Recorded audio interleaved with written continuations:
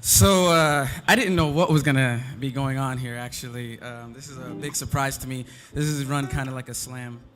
But he asked me to do a piece about poverty, and I was thinking about what that means to me. And it seems like now, the age where I started thinking about my mother. Like in October, I recently got laid off from a job that I've been at for 5 years, and this March she just got laid off from a job that she hated, and she's been there for a long time, and she was working retail after having a knee surgery, and she should be retiring. And the thing that hurts me the most is that I'm not able to help her. Like, the age where you're able to help your parents is getting pushed back further and further. Like, being 35 and still at home isn't that big of a deal. You can still kind of get a date at that time. You know what I'm saying? Maybe like 45 and you still live with your mom, but you could say she's your roommate or something. I don't know. That works sometimes. So I wrote this piece about her and about our poverty.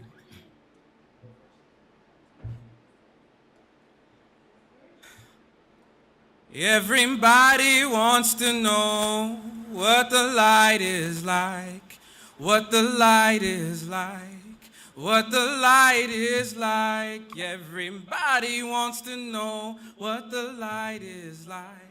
It's like waking up in the morning after a long, long rest, yeah.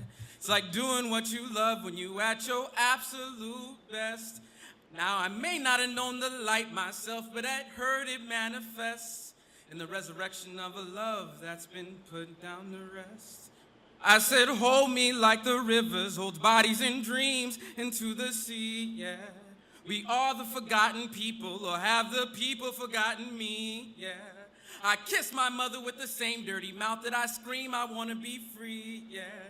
And then I realize I'm still naive inside, and I don't know what that means. Say, I kiss my mother with the same dirty mouth that I scream, I want to be free.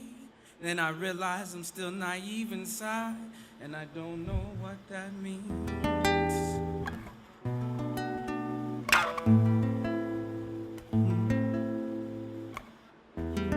What's in my head doesn't really translate well on paper. It's louder with blue smoke, sounds like a blues song played by a four-fingered man with 6 toes wearing sandals. It's 1978 Tennessee, a dog bar with dog people. Picture it. The four-fingered man played with the soul already promised to the devil. Money in his pocket already promised to the liquor behind the counter. He plays with the skill only desperation can produce. This is the blues. It's what's in my head, but doesn't really translate well on paper. Doesn't really fit into neat images and words like my mother. You see, I want to buy her that house. I want to write a poem for her. But all I could do is write a poem about her. See, words disrespect her. Growing up, we were broke, and I obviously never went hungry while she did. So how can I call her a word as common as beautiful? To me, that would be like spitting in her face. She's alone now, working retail with the 16-year-olds. No man in her life was ever good enough for her, including her son, maybe even her God, but I'm not saying this right. See, what's in my head doesn't really translate well on paper. To capture what's in my head, you would need a canvas of skin the size of Rhode Island. You would need paint, the color of laughter, and all of us to gather around to discuss the spaces in between the images, because they say that's where real art is. My mom would be there, you would love her. She'd be there holding hands with a four-fingered man, the one that she met in Tennessee the year I was born. He would play this blues song, so deep, she would forget about my father. She would kiss him with so much understanding, he would forget about the liquor. They'd both be too old to have children, so I'd run around the house in my Scooby-Doo underoos, licking the cake batter bowl, remembering what it was like to be a kid again.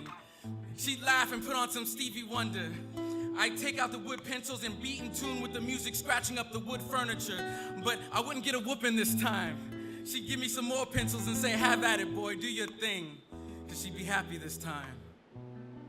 The four-fingered man would take her and spin her counterclockwise, reversing all the time she spent wishing and regretting, although she'll tell you that she never missed a thing and that she never regretted a thing.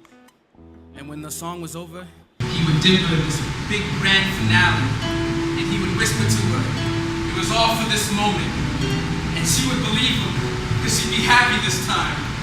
I wish you could see the image that was in my head. In my head, their skin is covered with tattoos, so you can see what still couldn't really shed.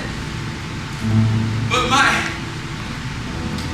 what's in my head doesn't really work well on paper. And even if I can take a pencil and write perfect block lettering, they say that you can't believe everything that you read. The truth is, my mother sits alone in her apartment in Atlanta waiting for my call. I don't have the courage to tell her that my poetry hasn't saved her yet, nor the wisdom to understand